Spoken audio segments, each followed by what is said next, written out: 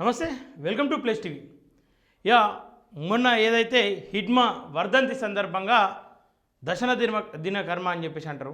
Yeah అన్నిట్లలో మొదటి సంవత్సరం పూర్తయ్యాక చేస్తే వాళ్ళ దాంట్లో కొంచెం పూర్తిగా విభిన్నంగా ఉంటాయి వాళ్ళ ఫార్మాలిటీస్.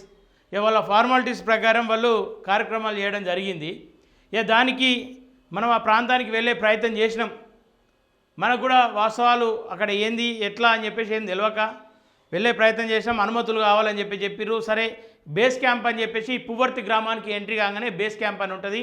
ఆ క్యాంప్లో దాదాపు 20 నిమిషాలు వేచి చూసి ఏం జరిగింది, వాళ్ళు ఏం అడిగిరు, మిమ్మల్ని ఇక్కడికి ఎందుకు వచ్చారని చెప్పేసి సో అండ్ సో ఇట్లా కవరేజ్ కోసం వచ్చినామని చెప్పేసి అంటే మా పై అధికారుల అనుమతి వచ్చేంత వరకు మీరు ఇక్కడ వెయిట్ చేయండి అని చెప్పారు.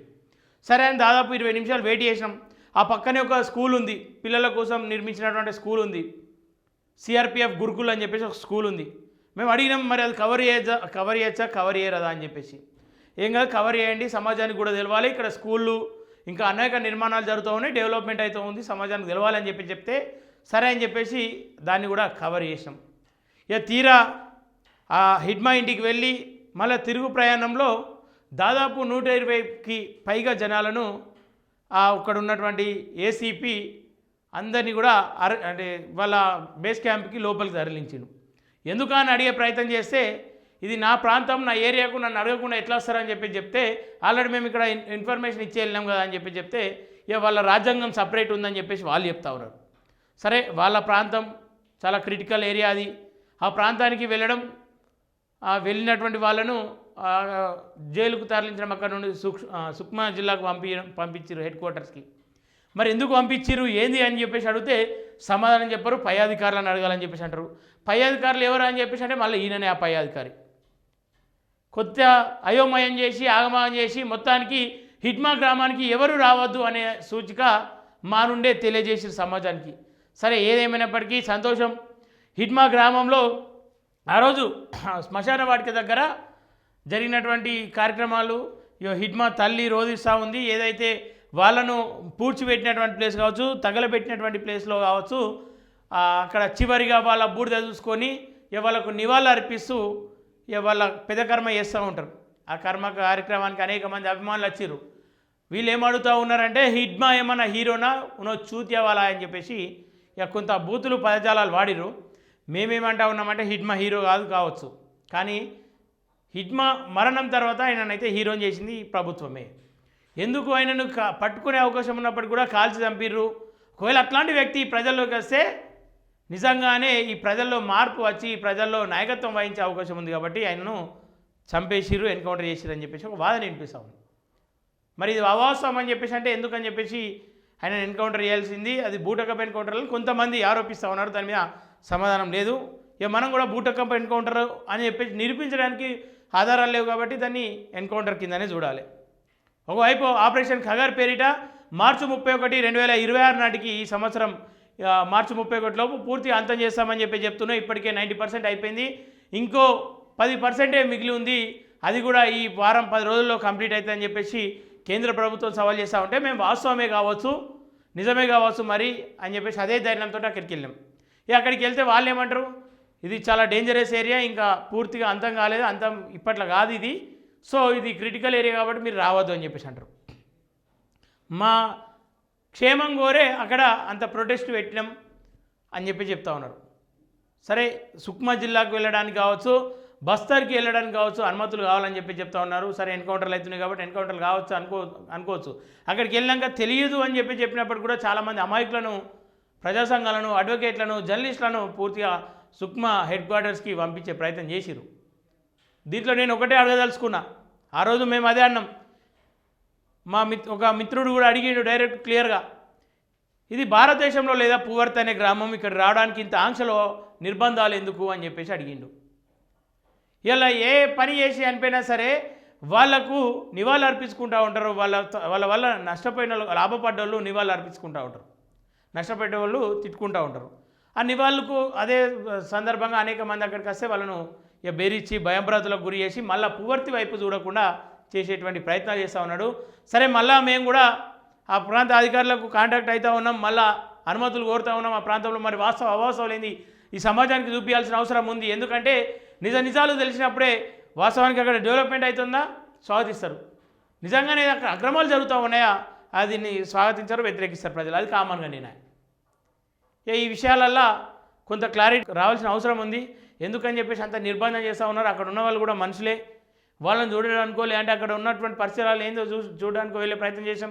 గతంలో వెళ్ళినాం, మళ్ళీ మొన్న వెళ్తే ఈ అనేక ఆంక్షల మధ్యలో ఇబ్బందుల మధ్యలో ఎట్టకేలకైతే బయటకు వచ్చినాం. సరే ఇబ్బందులు పెట్టలేరని చెప్పేసి వాళ్ళు అనుకుంటుండొచ్చు. పూర్తిగా ఫోన్లన్నీ కూడా ఫార్మాట్ కొట్టేసిరు, కెమెరాలలో ఉన్నటువంటి చెప్పులు తీసేసుకోరు. అక్కడ ఒకవేళ తప్పిదాలు మేమే చూపించే ప్రయత్నం చేస్తే ఆధారాలతో అక్కడనే క్లారిటీ ఇచ్చేది ఉండే. కానీ నెంబర్లు డిలీట్ చేసుడు, ఫోన్లు రీసెట్ చేసుడు, ఇట్లాంటివి చేసేసరికి కొంత ఇబ్బంది అనిపించినప్పటికి కూడా ఇక కొంత మేలు అనిపించింది. ఏంటంటే ఇక్కడ ఏం జరుగుతుందో క్లియర్గా తెలిసింది. ఏదైనా తప్పులు జరుగుతాయి, ఆ తప్పులను బయటకు వస్తాయన్న భయంతోనే ఆపుతూ ఉన్నారా, లేదంటే తప్పులు జరగలేదు క్లారిటీతోనే ఉన్నారా వాళ్ళు అని చెప్పేసి కూడా ఏం అసలు కన్ఫ్యూజన్ పూర్తిగా కన్ఫ్యూజన్తో నిండి ఉంది పువ్వర్తి గ్రామం. మరి మళ్ళీ వెళ్ళే ప్రయత్నం చేద్దాం అధికారుల అనుమతులతోని. నిజంగానే వాళ్ళు ఏమంటా ఉన్నారు, మీకు ప్రొటెస్ట్ కోసం ప్రోటోకాల్ ఇస్తాం, మా జవాన్లను ఒక 3-4 మీతో పంపిస్తాం, ఎందుకంటే ఎక్కడ కాల్పులు జరిగేది తెలియదు కాబట్టి మా జవాన్లను మీతో పాటే పంపిస్తాం మీ జాగ్రత్త కోసం అని చెప్తా ఉన్నారు. మాకు చెప్పేస్తే మేము ప్రోటోకాల్ మీకు ఇస్తామని చెప్తా ఉన్నారు. చెప్పే వెళ్ళే ప్రయత్నం చేద్దాం, అవాస్తవాలు తెలుసుకునే ప్రయత్నం చేద్దాం. ఇంకా కూడా మావోయిస్టులు చాలామంది లొంగిపోని వాళ్ళు ఉన్నారు, వాళ్ళ మీద కూడా అనేక నిర్బంధాలు పెడతా ఉన్నారు. సరే ఏదేమైనప్పటికీ వాళ్ళు లొంగిపోవాలి. డీజీపీ కూడా నిన్న ప్రకటన చేసిండు, లొంగిపోతే బాగుంటుందని చెప్పేసి. ఇలా దేశంలో ఎక్కడ లేని అనేక మంది మావోయిస్టులు పెద్ద పెద్ద లీడర్లు అనిపోయారు. అలా గ్రామాలకు స్వేచ్ఛగా వెళ్ళి వస్తూ ఉన్నారు ప్రజలంతా, మీడియా వెళ్ళి వస్తూ ఉంది, పత్రికేయులు వెళ్ళి వస్తూ ఉన్నారు. కానీ కేవలం పువ్వర్తిలో మాత్రమే ఇట్లాంటి ఆంక్షలు ఎందుకు పెట్టిరో కొంత కన్ఫ్యూజన్గా ఉంది, కొంత ఆందోళనగా ఉంది. అందుకే పువ్వర్తి గ్రామంలో నేనేమంటా ఉన్నా అంటే, సరే బయట వాళ్ళు ఓకపోయారు కానీ ఆ ప్రాంతంలో కొన్ని సీసీ కెమెరాలు ఏర్పాటు చేసి ఎప్పటికప్పుడు సమాజం చూడడానికి లేదంటే ఆ ప్రాంతంలో ఉన్నటువంటి పత్రికేయులను చూడడానికి వీలుండేటట్టుగా ఆ పత్రికేయులను ఎప్పటికప్పుడు అక్కడికి అనుమతించాలని చెప్పేసి కోరుకుంటా ఉన్నా. ఎందుకంటే లోపల ఏదన్నా జరుగుతుండొచ్చు, అవి బయటకు వెళ్ళకుండా చూస్తూ ఉన్నారా అనే అనుమానాలు ఉంటాయి. అందుకే వీటన్నిటిపైన ఒక క్లారిటీ రావాలి. పువ్వర్తిలో అసలు ఏం జరుగుతుంది, పువ్వర్తి పైన ఇంత నిర్బంధం ఎందుకు? ఇలా పాస్పోర్ట్ ఉంటే పాకిస్తాన్ కూడా పోయొచ్చు అన్నమాట స్వేచ్ఛ ఉంది.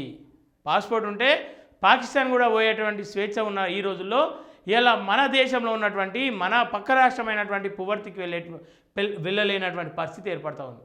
ఎందుకో ఇదంతా కూడా ప్రజలు కూడా గమనించాలి, అవాస్తవాలు తెలుసుకోవాలి, ప్రశ్నించాలి. అక్కడ మాట్లాడలేనటువంటి పరిస్థితి, ప్రశ్నిస్తే అదేదో మళ్ళీ బూటకప్ ఎన్కౌంటర్ అంటారా, మళ్ళీ బూటకప్ కేసులు అంటారా, ఏమో అర్థం కానటువంటి పరిస్థితి. అక్కడ నోరు తెరవనిచ్చేటువంటి పరిస్థితి లేదు, స్వేచ్ఛ లేదు, నిర్బంధం. అంటే ఇక్కడ నుండి బయటకు వెళ్ళాక మళ్ళీ ఏదైనా మాట్లాడతారనేటువంటి మీడియా మీద ఇంత నిర్బంధం ఉంటే తర్వాత పరిస్థితి ఏందో కూడా ఊహించుకోవడానికి చాలా భయంగా ఉంది. అక్కడ ఉన్న వాళ్ళ పరిస్థితి, వాళ్ళ కుటుంబ సభ్యులు చెప్తా ఉన్నారు, ఎవరు వచ్చినా మీ పని తర్వాత అయితే బిడ్డ చూస్తామని చెప్పేసి బెదిరించారంట. సరే నేనేమంటా ఉన్నా, మీ ఫార్మాలిటీస్ ఏమున్నాయో మీరు చేయండి, తప్పులేదు, కానీ భయపెట్టే ప్రయత్నం చేయకండి అని చెప్పేసి రిక్వెస్ట్ చేస్తూ ఉన్నా.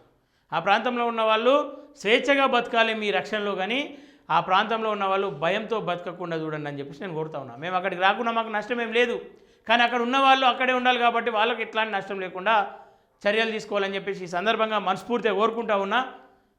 మరొక వీడియోతో కూడా అక్కడ ఏం జరిగింది ఆ వీడియోలు తీసే ప్రయత్నం చేద్దాం, ఒకసారి ఏం జరుగుతూ ఉంది అక్కడ అసలు మేము పోయి చేసినటువంటి తప్పేందో కూడా చూపించే ప్రయత్నం చేద్దాం.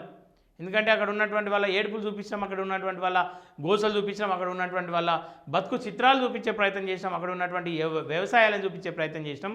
అదే మేము చేసినటువంటి పెద్ద తప్పు. ఆ ప్రాంతంలో వ్యవసాయానికి సానుగా ఉన్నటువంటి భూములు ఉన్నాయని చెప్పేసి చూపించడం పెద్ద తప్పు. ఆ ప్రాంతంలో వ్యవసాయదారులు ఉన్నారు, రైతులు ఉన్నారని చెప్పి చూపించడం మేము చేసినటువంటి తప్పు. ఆ తప్పులన్నిటి మరోసారి చూపించే ప్రయత్నం చేద్దాం. మళ్ళీ అదే తప్పు చేద్దాం, అది తప్పు అనుకుంటే మరొకసారి పువ్వర్తికి వెళ్ళే ప్రయత్నం చేయడానికి మేము అన్ని ప్రయత్నాలు చేస్తూ ఉన్నాం. చూద్దాం మరి ఏం జరుగుతుందో. మరి అధికారులు డైరెక్ట్ పోతారన్నా రాణిస్తలేరు, కానీ ఇట్లా మరి ఏమన్నా అనుమతిస్తారా ఇయ్యరా చూడాల్సిన అవసరం ఎంతైనా ఉందని చెప్పేసి కోరుకుంటూ చూస్తున్న plus TV. Thank you everyone.